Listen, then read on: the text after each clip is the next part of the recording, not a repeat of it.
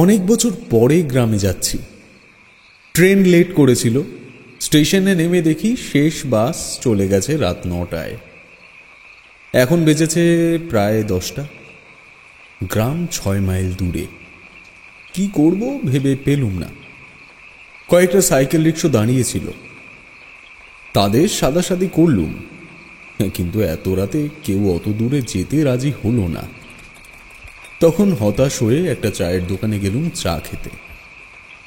এমন সময় রোগা হাড়গিলে চেহারার হাফ প্যান্টালু আর ছেঁড়া গেঞ্জি পরা লোক এসে হঠাৎ বলল, স্যার কি রিক্সা খুঁজছিলেন? কোথায় যাবেন? হ্যাঁ, যাব দুমোহানি। আসুন তবে নিয়ে যাই। চণ্ডীতলার একজন প্যাসেঞ্জার পেয়েছি, পথে আপনাকে নামিয়ে দিয়ে যাব। ওই দেখুন আমার রিক্সা। আনন্দে লাফিয়ে উঠলুম। ঘাড় ঘুরিয়ে দেখলুম একটু তফাতে গাছতলায় একটা রিক্সা দাঁড়িয়ে আছে। তাতে একজন লোক গুটিসুটি বসে আছে। গাছের পাতার ফাঁকে কুচি কুচি আলো পড়েছে মাছের আঁশের মতো। পাঞ্জাবি ধুতি পরা লোকটাকে প্রৌঢ় বলেই মনে হলো। কোলে একটা ব্যাগও আছে। চুপচাপ বসে আছে।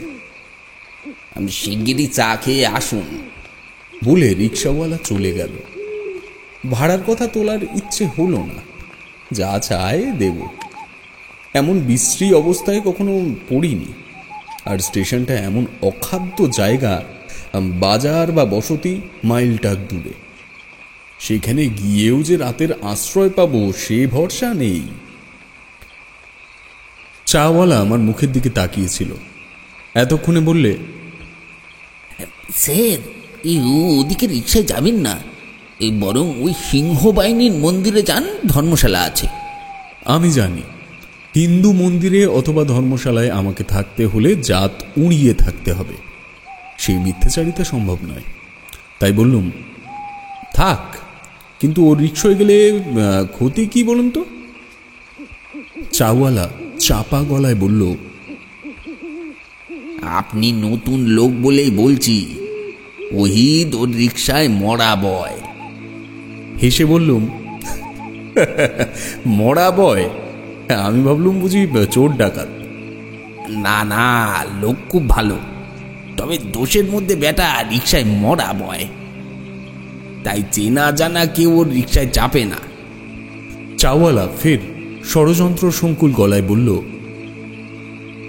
রাত বিরেতে মরা বওয়া রিক্সায় চাপতে নেই। আমি একবার ভারী বিপদে পড়েছিলাম জানেন। আসছিল মেয়ে শ্বশুর বাড়ি সেই হরে কৃষ্ণপুর থেকে। বিয়ানের সঙ্গে একটুখানি কথা কাটাকাটি হয়েছিল, তাই ওহিদ রিক্সাওয়ালা এসে তাড়া লাগালো, আসুন স্যার, রাত বেড়ে যাচ্ছে তো। তক্ষুনি উঠে পড়লুম। চাওয়ালা খুব জমিয়ে নিশ্চয়ই ভূতের গল্প বলতে চাইছিল, বাধা পেয়ে গোমড়া মুখে বসে রইল। আমার সঙ্গী ভদ্রলোক চোখ বুজে বসে আছে। মনে হলো ঘুমোচ্ছেন। অনেকেরই অভ্যাস থাকে। তাছাড়া যেচে পড়ে কারো সঙ্গে আলাপ করার স্বভাব আমার নেই। রিক্সা ধীরে সুস্থে চলেছে।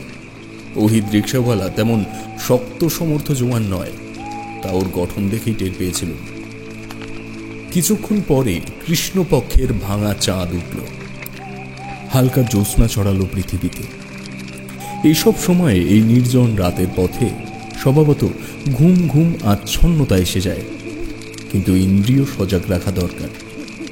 না, ভূতের ভয় দেখিয়েছে বলে নয়, নেহাত চোর ডাকাতের ভয়ে।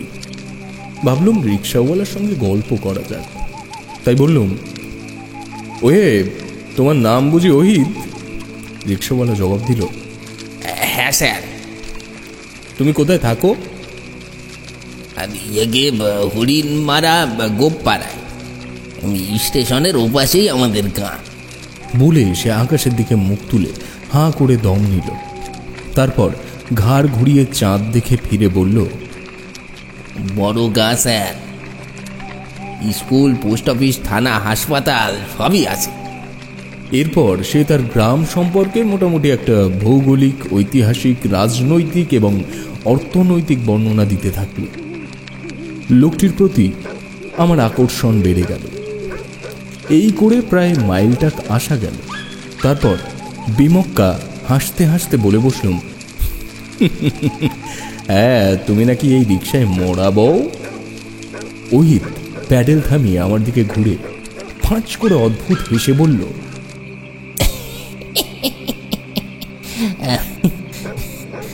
নিতাইদা বললো বুঝি? নিত্যদাটা ভারী দুষ্টু, আমার প্যাসেঞ্জার ভাঙচি দেয় খালি। কি আর বলবো বলুন, এক জায়গায় আড্ডা দিই, তাসটা আড্ডা খেলি, বলতে গেলে বন্ধু মানুষ। আর তাছাড়া ইচ্ছে হলে চলুন আমার গাড়িতে, না ইচ্ছে হলে নেমে যান, ভেবে দেখুন এখনো। সর্বনাশ, বলে কি? ব্যস্তভাবে বললুম, আরে না না না না, মরাবো তাতে কি হয়েছে? ওহিত প্যাডেলে আস্তে চাপ দিয়ে বলল, এই স্টেশনের পেছনে মা গঙ্গা, নানা জায়গায় মরা যায় সেখান থেকে। আমি মরাবই, দোষ কি বলুন? 3 গুণ ভাড়া পাই, বইবো না কেন? জ্যান্ত প্যাসেঞ্জার কি আমায় সঙ্গে নিয়ে যাবে? ঠিকই তো, বরং মরা বইলে অনেক পুণ্যি। মরারা তো স্বর্গের পথেই পাড়ি জমায়। আগে থেকে চেনা জানা থাকা ভালো। নেহাত পাপ করে থাকলে তাদের কেউ কেউ স্বর্গে ঢুকতে পায় না, নরকে বেঁধে নিয়ে যায়। ওহিত আমার কথায় খুশি হলো। তাহলেই দেখুন। তবে আসল কথা কি জানেন স্যার, মরা বওয়া সহজ কাজ নয়, সবাই এটা পারে না। স্টেশনে যত রিক্সাওয়ালা আছে, কারোর কি সাধ্য হতে পারে? হ্যাঁ, পারলে তো সবাই বইত, 3 গুণ বেশি পয়সা পেত, কিন্তু মুরদে কুলোয় না বলেই হিংসে করে আমায়। তাই বুঝি? আগে হ্যাঁ, মরা প্যাসেঞ্জার নিয়ে রিক্সায় প্যাডেল ঘোরানো সোজা নয়। শালারা কি ভেতরে ভেতরে চেষ্টা করেনি কেউ? সব জানি বাবা, পারেইনি। একবার গোবর্ধন রাতের বেলায় চুপি চুপি মরা চাপিয়েছিল। পরদিন সকালে দেখি রিক্সা নয়নজলির জলে উল্টে পড়ে আছে মরা শুদ্ধ। সে এক কেলেঙ্কারি, বুঝলেন? ওহিত খুব হাসতে লাগলো। আমি বললাম, গোবর্ধনের কি হলো? গোবর্ধন বেগতিক বুঝে রিক্সার সিট থেকে লাফ দিয়ে পালিয়েছিল, তাই রক্ষে। তো সেই থেকে সে মরা দেখলেই সরে যায় তফাতে। তাই বুঝি? ওহে ওহিত, তুমি কিসের জোরে মরা বইতে পারো বলো তো শুনি? ওহিত হঠাৎ গম্ভীর হয়ে গেল। একটু পরে বলল, আমি নিজেই এক মরা। তার মানে? মরা বই কি, কারণ আমাকে একবার জান ঘরে দিয়েছিল।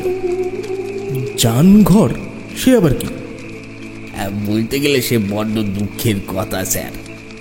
আমার পেটে শুলের ব্যামো হয়েছিল, সদর হাসপাতালে ভর্তি হলাম। দেখে থাকবেন, হাসপাতালের এক ধারে একটা আলাদা ঘর থাকে। রোগী মারা যাবে টের পেলে কিংবা মারা গেলে সেই ঘরে রেখে আসে, তাকে বলে জানঘর। তো আমাকে সেই জানঘরে রেখে এসেছিল ডাক্তারবাবু। বলো কি? তারপর? ডাক্তার আমার নারী খুঁজে পায়নি, খাবি খেতে খেতে মারা পড়েছিল। হ্যাঁ, সর্বনাশ! আগে খোদার কসম, রোজ সকালে বউ খোঁজ নিতে যায় আর আমায় গাল মন্দ করে আসে। এভাবে হাসপাতালে পড়ে থাকলে সংসারী লোকের চলে? ছেলে পুলে উপোস করে মরছে যে। বউ ভারী চটে গিয়েছিল, রোজ এসে বলতো মিনসের সব চালাকি, রিক্সা টানতে আলিসি, তাই হাসপাতালে এসে মিশি মিশি পুড়িয়ে আসে। টাইমে টাইমে দিব্যি পেট পুড়ে খেতে পাচ্ছে। বউ রোজ গিয়ে গালাগালি করত। আমায় জানঘরে দেওয়া শুনে বউ আরো চটে গেল। বাড়ি থেকে একটা মুড়ো ঝাঁটা এনে জানঘরের দরজায় গিয়ে চেঁচিয়ে বলল, ন্যাকামিরার জায়গা পাওনি? ওটো ওটো বলছি, পড়ে আসো, আর এখানে আমরা উপোস করে মরছি না। ওঠো তো, পিঠে চা আমরা একদম গুটিয়ে নেব। এই বলে যেই ঝাঁটা তুলেছে, আমি স্যার তরাক করে উঠে পড়েছি। সর্বনাশ! সর্বনাশ বলে সর্বনাশ! আমার বউকে তো স্যার দেখেননি। তারপর কি হলো? দেখতেই পাচ্ছেন, রিক্সায় প্যাডেল ঘুরেছি। সে হাঁ করে দম নিয়ে ফের চাঁদটা দেখার পর বলল, আমি জানঘর থেকে পালিয়ে আসা মরা স্যার। আমি কেন মরার ভয় পাবো বলুন?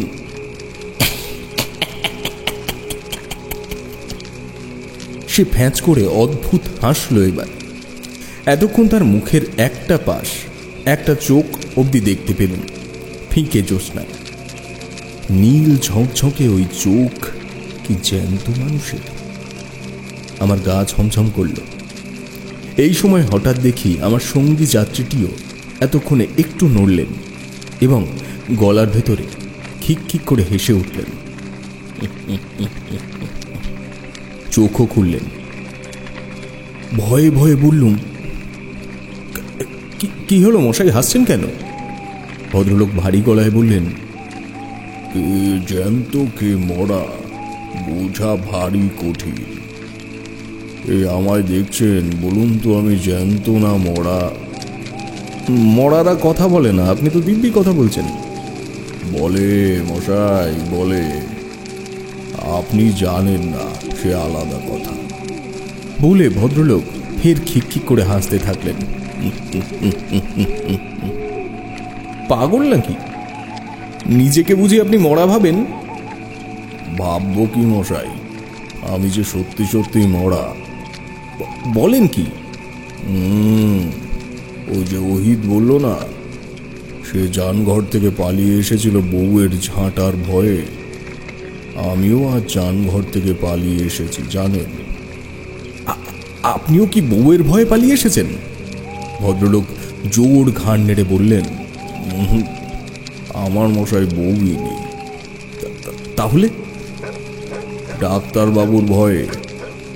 মশাই সবে মারা গেছি, ডাক্তারবাবু কিনা ইয়া বড় ছুরি বাগিয়ে আমাকে টুকরো টুকরো করে কাটার ফোন দিয়ে এটেছেন। পোস্টমর্টেম বলুন? ঠিক বলেছেন। তো যেই ছুরিটা আমার বুকের দিকে এনেছেন, অমনি এক লাফে উঠে ডাক্তারবাবুকে ধাক্কা মেরে হাঁটলুম। তারা যেন চেঁচালো, ধর ধর ধর, পালাচ্ছে মরা পালাচ্ছে। আমি ততক্ষণে পগার পার। বাপরে, আর কোনোদিনও ভুলেও হাসপাতালে যাব না। ভদ্রলোক খিক খিক করে ফের হাসলেন। ওহিদ ছাই দিয়ে বলল, কখনো নয়, ভাগ্যিস ভাগ্যিস মারা গিয়েছিলাম বলেই না উচিত শিক্ষাটা হলো। ভদ্রলোক হাসি থামিয়ে আমার দিকে ঘুরে বললেন, থাকবে, এবার আপনারটা শোনা যায়। আমার কি?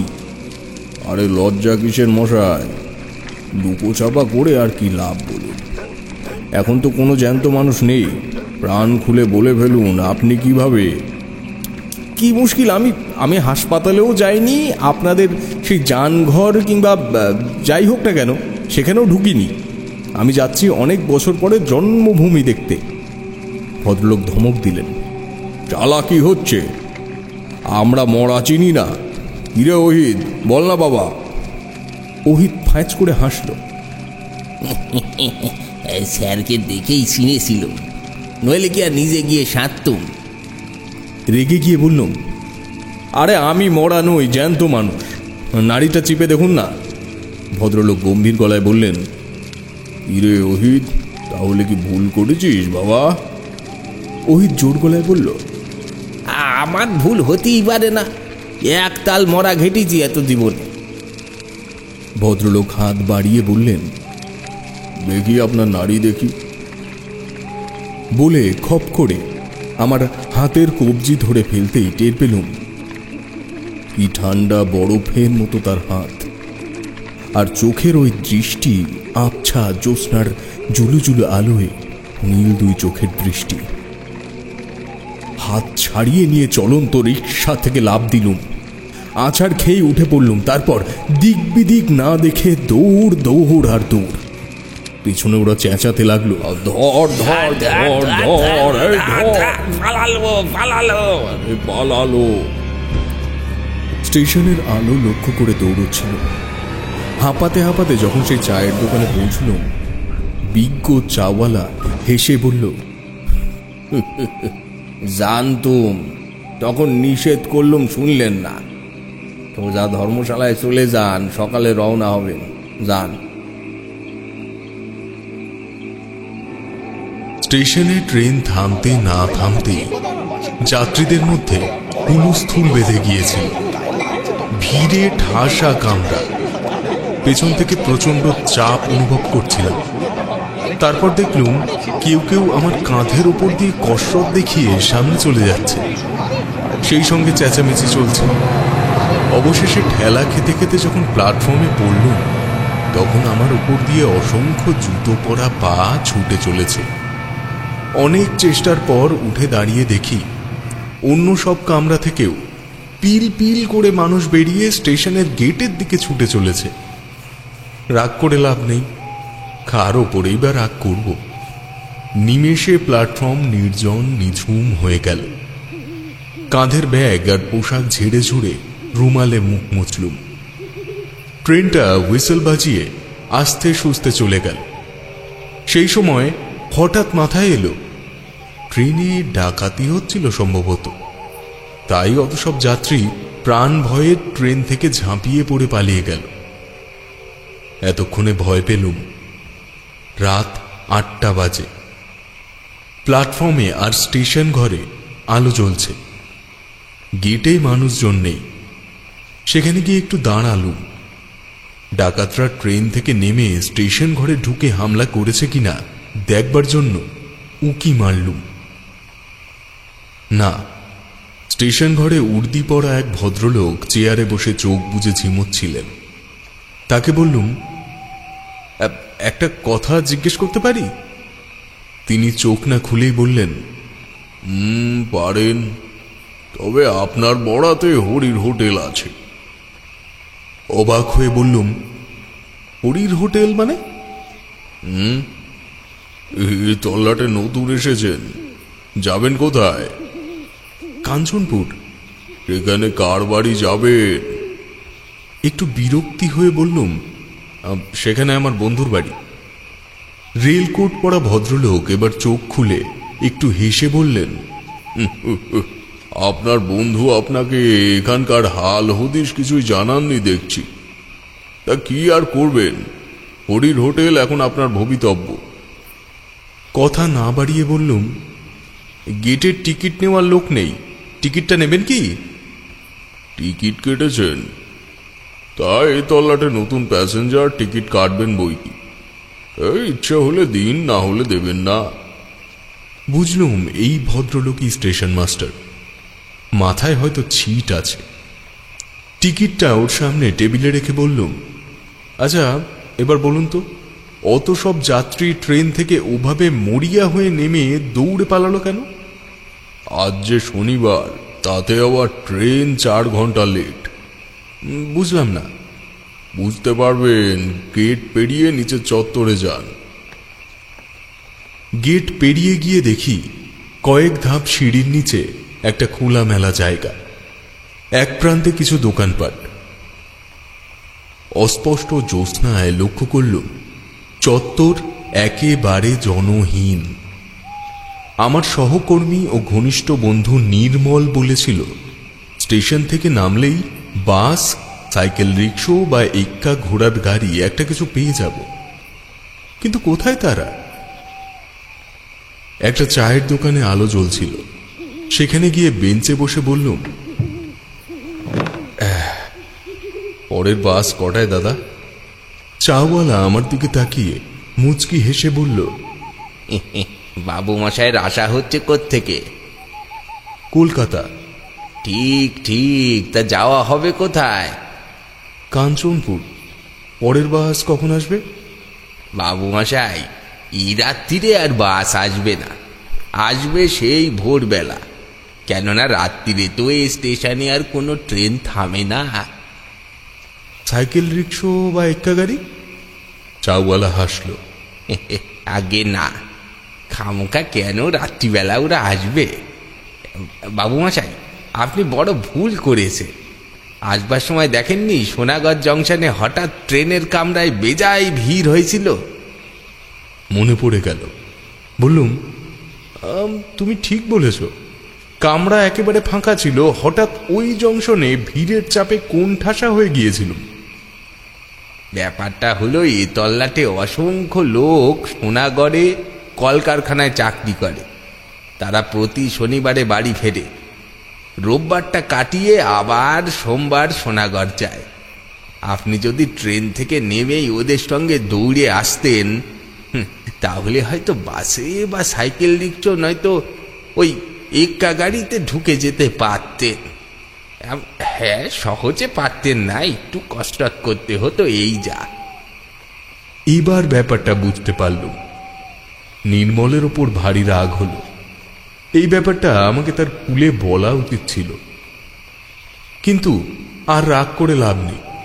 তাছাড়া নির্মলের মেয়ের অন্নপ্রাশন কাল রবিবার। আমি কবে যাব নির্দিষ্ট করে তাকে তো বলিনি, শুধু বলেছিলাম নিশ্চয়ই যাব, শনিবার পর্যন্ত অপেক্ষা করিস। বললুম, আচ্ছা, 1 কাপ চায়ের ব্যবস্থা করা যায় না দাদা? চাওয়ালা গম্ভীর মুখে মাথা নাড়ল। না বাবু মশাই, উনুনে আমার রাতের রান্না শেষ করে জল ঢেলে দিয়েছি, আর চা করার কোনো উপায় নেই। আচ্ছা, এখানে হরির হোটেল কোথায়? লোকটা যেন চমকে উঠল। হরির হোটেল? এর আগে কখনো হরির হোটেলে খেয়েছিলেন নাকি? না, আমি এই প্রথম এখানে আসছি। হরির হোটেলের কথা স্টেশন মাস্টারের মুখে শুনলাম। ও, হরির হোটেলে যখন যাওয়ার ইচ্ছে হয়েছে চলে যান, তবে একটু দেখে শুনে যাবেন। বলে চাওয়ালা আমার মুখের সামনেই দোকানের ঝাঁপ ফেলে দিল। এখানে দেখছি সবই অদ্ভুত, লোকজনও অদ্ভুত। হরির হোটেলে যেতে দেখে শুনে যাব কেন? কিছু বোঝা গেল না। এতক্ষণে চাঁদ আরো উজ্জ্বল হয়েছে, সব দোকানপাট বন্ধ, শুধু শেষ দিকটায় আলো জ্বলছে। সেখানে গিয়ে দেখলুম একটা ঘর খোলা আছে। দরজার কাছে টেবিলের সামনে একজন রোগাটে গড়নের কালো রঙের লোক বসে আছেন, পরনে ধুতি আর হাত কাটা ফতুয়া। ভেতরে 2 সারি লম্বা বেঞ্চের সঙ্গে উঁচু ডেস্ক আঁটা। দেখেই বোঝা যায় এটা একটা হোটেল। এই তাহলে হরির হোটেল। লোকটি আমাকে দেখেই কেন যেন সবিনয়ে করজোড়ে নমস্কার করল। আমিও নমস্কার করে বললুম, এটাই কি হরিবাবুর হোটেল? সে জিভ কেটে মাথা নেড়ে বলল, আগে না স্যার, দয়া করে আমাকে বাবু বলবেন না। আমি একজন সামান্য লোক। বাইরে টাঙানো সাইনবোর্ড দেখুন, লেখা আছে অন্নপূর্ণা হোটেল, কিন্তু এই তল্লাটে সবাই বলে হরির হোটেল। ঠিক এই সময় আমার মনে পড়ে গেল আজ বেলা 11টায় খেয়েছি। তারপর ট্রেনে বার 3 বিস্বাদ চা, আর একই সময়ে ডাল ভাত মাছের ঝোল মিশ্রিত লোভনীয় খাদ্যের তীব্র ঘ্রাণ আমার বাঙালি পেটে প্রচণ্ড ক্ষুধার উদ্রেক করল। শটান হোটেলে ঢুকে কাছের বেঞ্চে বসল, ব্যাগটা একপাশে রেখে বলল, আমার খুব খিদে পেয়েছে, শিগগিরই ব্যবস্থা করুন হরিবাবু, ডাল ভাত একটা চা হোক। হরি ডাকল, কেদা? আরে ও খেদু, ঘুমলি নাকি? ভেতর থেকে ঢোলা হাফ প্যান্ট পরা একটা নাদুস নদুস গোল গাল গড়নের যুবক এসে এক গাল হেসে বলল, তখন তোমাকে বলেছিলাম না হরিদা, 2 মুঠো চাল বেশি করে নি, আর তরকারি তো অনেক আছে। হরি বলল, তাহলে স্যার কি একটা পুরো মিল দে। কিছুক্ষণের মধ্যে কোগ্রাসে 1 থালা ভাত, ডাল, তরকারি, মাছ। পরম তৃপ্তিতে খেয়ে ঢেকুর উঠল। হাত ধুয়ে এবং মুখ মুছে বললুম, অপূর্ব, খাসা আপনার হোটেলের রান্না, খেয়ে এমন তৃপ্তি জীবনে পাইনি। হরি বলল, অথচ বেটার ছেলেরা আমার হোটেলের বদনাম রটায়। কি আর বলবো স্যার, আমার নামে থানায় পুলিশের কাছে নালিশ পর্যন্ত করেছিল। যাকে সেসব কথা, আপনি আমার অতিথি, আপনার কাছে দাম নেব না। কিছুতেই হরি মিলের দাম নিল না। অবশেষে বললুম, ঠিক আছে, তাহলে আমাকে রাত্রে থাকার জন্য একটা ঘর ভাড়া দিন। হরি জিভ কেটে বলল, ঘর তো নেই স্যার, আমার হোটেল শুধু খাওয়ার হোটেল, এখানে থাকার ব্যবস্থা নেই। আমি আর খেদা উপরের ঘরে রাত্রির কাটাই, নিচে কি থাকবার জো আছে? নানা উপদ্রবের চোটে অস্থির হতে হবে। কি উপদ্রব হরিবাবু? আমি এই বেঞ্চে শুয়ে রাত কাটাতে পারবো, কোনো উপদ্রব গ্রাহ্য করব না। হরি হাসল। আপনার মাথা খারাপ, কথা বাড়িয়ে লাভ নেই। আমারও খিদে পেয়েছে, তা আপনি যাবেন কোথায়? কাঞ্চনপুর। দিব্যি জ্যোৎস্না রাত্রির, মোটে তো 3 কিলোমিটার রাস্তা, হাঁটতে হাঁটতে চলে যান, কোনো ভয় করবেন না। আমাদের এ তল্লাটে আর যা কিছু থাক, তোর চিন্তাই বাস ডাকাত নেই। মনের আনন্দে গান গাইতে গাইতে চলে যান। অগত্যা হোটেল থেকে বেরিয়ে আসছি, হরি হঠাৎ ব্যস্তভাবে ডাকল, স্যার, শুনুন স্যার, ও স্যার। ঘুরে দাঁড়ালো। সে আমাকে অবাক করে 6টা অ্যান্টাসিড ট্যাবলেট আমার হাতে গুঁজে দিল। বললুম, অ্যান্টাসিড ট্যাবলেট কি হবে? হরি মুচকি হেসে বলল, বাইরের মানুষ হরির হোটেলে খেয়েছেন, যদি দই বা তম্বল টম্বল হয়, আপনি আমার এই রাত্রির একমাত্র খদ্দের স্যার, আপনি আমার সার্টিফিকেটও বটে। বলে সে হোটেলে ফিরে গেল। আমি এতক্ষণে একটু চিন্তায় পড়লুম। খেতে তো সবই সুস্বাদু মনে হচ্ছিল, তাই খেয়েছিও প্রচুর। প্যান্টের বেল্ট ঢিলা করতে হয়েছে, কিন্তু অ্যান্টাসিড কেন? দুধারে মাঠ, নির্জন পিচ রাস্তায় গুনগুন করে সত্যি মনের আনন্দে গান গাইতে গাইতে হাঁটছিলাম।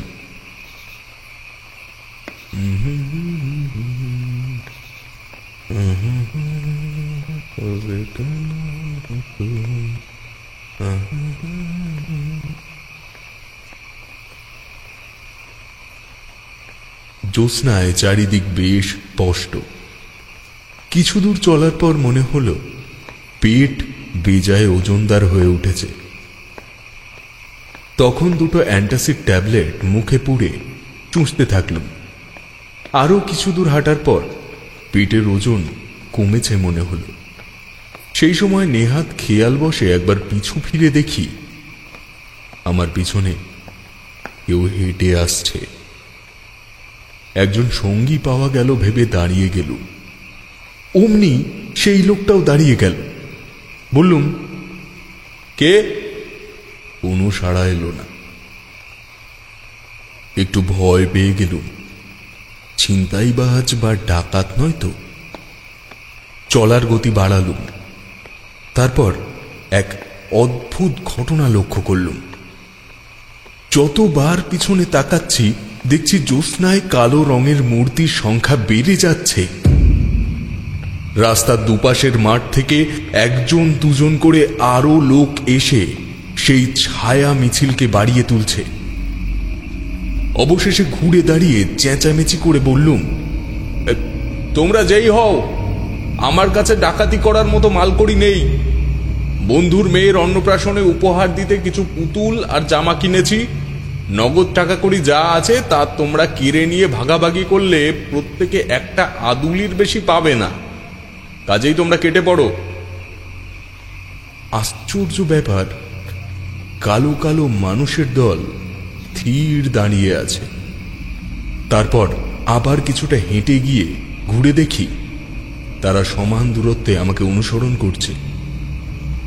এরা কারা? অজানা ভয়ে শিউরে উঠল। সাহস দেখিয়ে খুব চেঁচিয়ে বললুম, সাবধান, আমার কাছে রিভলভার আছে, আমি কিন্তু পুলিশের লোক, গুলি করে মুন্ডু উড়িয়ে দেব। কিন্তু এই হুমকিতেও কাজ হলো না। আমি যত দ্রুত হাঁটছি তারা একই দূরত্বে নিঃশব্দে হেঁটে আসছে। আমি থমকে দাঁড়ালে তারাও দাঁড়িয়ে যাচ্ছে। এই অদ্ভুত মায়া কালো মিছিল পিছনে নিয়ে হেঁটে চলা সহজ ছিল না। আমার গলা তৃষ্ণায় শুকিয়ে গেছে, সঙ্গে জলের বোতল নেই, এমনকি একটা টর্চও আনিনি। আতঙ্কে দিশেহারা হয়ে আমি দৌড়তে শুরু করলুম। দৌড়তে দৌড়তে যতবার পিছু ফিরে তাকাচ্ছি, সেই বিভীষিকা আমাকে অনুসরণ করছে। কিছুক্ষণ পরে সামনে ঘন কালো গাছপালার ফাঁকে রাস্তার ধারে একটা মন্দির দেখতে পেলুম। মন্দিরের উঁচু খোলা চত্বরে কারা বসে কথা বলছিল। আমি দৌড়ে গিয়ে সেখানে দাঁড়াতেই লোকগুলো হইচই করে উঠল। কে কে কে? হাঁপাতে হাঁপাতে বললুম, আমি আমি কেউ ধমকে বলল, আমি কে? আগে আমি কলকাতা থেকে আসছি, যাব কাঞ্চনপুর। বাস ফেল করে বড় বিপদে পড়েছি। একদল কালো কালো লোক আমাকে ফলো করে আসছে। সর্বনাশ! আপনি কি হরির হোটেলে খেয়েছেন? খেয়েছি খেয়েছি খেয়েছি, বড্ড খিদে পেয়েছিল। অমনি আবার হইচই পড়ে গেল। ওরে, হরির হোটেলে খেয়েছে রে, কি সর্বনাশ! এবার একা নয়, এই সঙ্গে হরির হোটেলে খাওয়া পুরো দলটাকে সঙ্গে নিয়ে আমাদের গায়ে এসেছে। ওরে, হরির হোটেলে খেয়েছে রে, কি সর্বনাশ! পুরো দল এনেছে। এইসব বলতে বলতে লোকগুলো মন্দিরের পিছনে উধাও হয়ে গেল। তারপর গ্রামের কুকুরগুলো ডাকতে লাগলো। আমি এবার কি করব ভাবছি, সেই সময় দেখলুম উঁচু চত্বরের পাশে একজন লোক দাঁড়িয়ে আছে। বললুম, দেখুন তো মশাই, কি অদ্ভুত ব্যাপার! বিপদে পড়ে এখানে ছুটে এলুম, অথচ ওরা অমন করে পালিয়ে গেলেন। লোকটি খিক খিক করে হেসে বলল, পালাবারই কথা। আপনি হরির হোটেলে খেয়েছেন কিনা? করুণ সুরে বললুম, কেন? হরির হোটেলে খেলে কি হয়? যে খায় সে ভেদ বমি করে টেসে যায়। আমি কিন্তু টেসে যাইনি। হরিবাবু আমাকে অ্যান্টাসিড দিয়েছিলেন, দুটো খেয়েছি। দুটোতে কাজ হয় না মশাই। এখনো আপনার পেটে হরির হোটেলের ভাত আছে তো, তারই গন্ধে যত গন্ডগোল বিঁধেছে। কারা আপনাকে ফলো করেছে বলছিলেন জানো? হ্যাঁ, একজন দুজন করে অন্তত 30-40 জন হবে। জ্যোৎস্নায় সব কালো কালো মূর্তি। তারা হরির হোটেলে খেয়ে টেসে গেছে। কথায় বলে স্বভাব যায় না মূলে। হরির রান্নাটা যে সুস্বাদু, সেই লোভে পড়ে পেট পুড়ে খেলেই কেলেঙ্কারি। ওরা ভেদ বমি করে টেসে গিয়েছে বটে, কিন্তু লোভটা যায়নি। আপনার পেট থেকে হরির সুস্বাদু রান্নার গন্ধ টের পেয়েই ওরা আপনার পিছু নিয়েছে। বুঝলেন তো? বুঝলুম, কিন্তু আপনি দয়া করে আমাকে কাঞ্চনপুরে পৌঁছে দিন। কাঞ্চনপুর আরো প্রায় 1 কিলোমিটার। সেখানে কাদের বাড়ি যাবেন? নির্মল সিংহের বাড়ি। ও, সিংহি মশাইদের বাড়ি? চলুন, আমার বাড়িও ওই গ্রামে, তবে সাবধান। আপনি আগে আগে চলুন, আমি যাব পেছনে। কেন? আমাকে কি আপনি ভয় পাচ্ছেন? কিছু বলা যায় না। হরির হোটেলে এ পর্যন্ত যারা খেয়েছে তারা সবাই ফেঁসে গেছে। আহা, বলছি তো আমার কিছু হয়নি। লোকটি খিক খিক করে হেসে বলল, টাটকা কেটে যাওয়া বডি তো, তাই প্রথম প্রথম কিছু টের পাওয়া যায় না। মনে হয় এই তো দিব্যি আমার বডিখানা আসতো আছে, কিন্তু আত্মার ভ্রম। আসলে বডি এখন চিতায় পুড়ে ছাই হয়ে গেছে। কি অদ্ভুত! মোটেও না। এমন হতে পারে আপনার বডির স্মৃতি আপনাকে এখনো আস্ত রেখেছে। যাকে চলুন চলুন, পেছনে তাকাবেন না, আমিও তাকাবো না। কিছু দূর হেঁটে যাওয়ার পর বললাম, দেখুন, আপনার যেমন আমাকে ভয় করছে, তেমনি আমারও আপনাকে ভয় করছে। কখন পিছন থেকে আপনি কি করে বসবেন? ঘাড় মোটকে দেব বলতে চান? যা অবস্থা তাতে এবার ওইটুকুই যা বাকি। বাজে কথা বলবেন না, আপনি বড় অকৃতজ্ঞ মানুষ তো। আমাকে মানুষ বললেন যখন, তখন আর আমাকে ভয় কেন? বরং আপনার ভয় পাওয়া উচিত যারা আমাকে ফলো করে আসছে তাদের। লোকটি থমকে দাঁড়ান। এই রে, একেবারে ভুলে গেছি, আমার পকেটে টর্চ লাইট রয়েছে, বের করা যাক। আগে আপনাকে টর্চের আলোয় দেখে নি, তারপর এখনো কেউ পিছনে ফলো করছে কিনা দেখা যাক। পুলে এসে টর্চ জেলে আমাকে খুঁটিয়ে দেখল, তারপর ঘুরে দাঁড়িয়ে পিছনের দিকে টর্চের আলো ফেলল। কয়েক মুহূর্তের জন্য সেই আলোয় দেখলুম এক দঙ্গল আস্ত কঙ্কাল ছিটকে দুধারে গাছপালার মধ্যে লুকিয়ে পড়ল। আর লোকটাও সেই দৃশ্য দেখে প্রচন্ড বেগে দৌড়ে কোথাও উধাও হয়ে গেল। আমার সৌভাগ্য, তার হাত থেকে জ্বলন্ত টর্চটা ছিটকে পড়েছিল। সেটা আমি কুড়িয়ে নির্ভয়ে এবার নিয়ে হেঁটে চলল। মাঝে মাঝে পিছু ফিরে টর্চের আলো ফেলছিল, কিন্তু আর কেউ আমাকে অনুসরণ করছিল না। বেশ কিছুক্ষণ চলার পর রাস্তার বাঁকের মুখে মোটরসাইকেলের উজ্জ্বল আলো দেখা গেল। তারপর মোটরসাইকেলটা আমার কাছে এসে থেমে গেল। নির্মলে সাড়া পেলুম। যা ভেবেছিলুম, এতক্ষণ পর্যন্ত অপেক্ষা করে হঠাৎ মনে পড়ে গেল আজকে শনিবার। পুটু কি অত ভিড়ে বাসে উঠতে পারবে? আরে, হেঁটে আসতে কোনো অসুবিধা হয়নি তো? আয়, ব্যাক সিটে বস, দোষটা আমারই, বুঝলি? মোটরসাইকেলের ব্যাক সিটে চুপচাপ উঠে বসল। যা ধকল গেছে, এখন আর কোনো কথা নয়। না, পরেও আর কোনো কথা হয়নি। এমনকি হরির হোটেলে খাওয়ার কথাও চেপে যাব। হরির দেওয়া অ্যান্টাসিডের ট্যাবলেট দেখিয়ে বলবো রাতে কিছু খাবো না, পেটের অবস্থা ভালো নয়। তাছাড়া আমি হরির হোটেলে খেয়ে এসেছি শুনলে নির্মল নির্ঘাত আমাকে ফেলে পালানোর চেষ্টা করবে। তার মানে মোটর সাইকেলের অ্যাক্সিডেন্ট এবং আমি নিজেই ভূত হয়ে যাব। সর্বনাশ! শুধু একটাই ভাবনা, হরির হোটেলের ভাত যতক্ষণ না পুরো হজম হচ্ছে ততক্ষণ কি নির্মলের বাড়ির আনাচে কানাচে সেই ছায়া কালো কালো মিছিলের মূর্তিগুলো গন্ধ শুকতে ঘুরে ঘুরে বেড়াবে? দেখা যাক।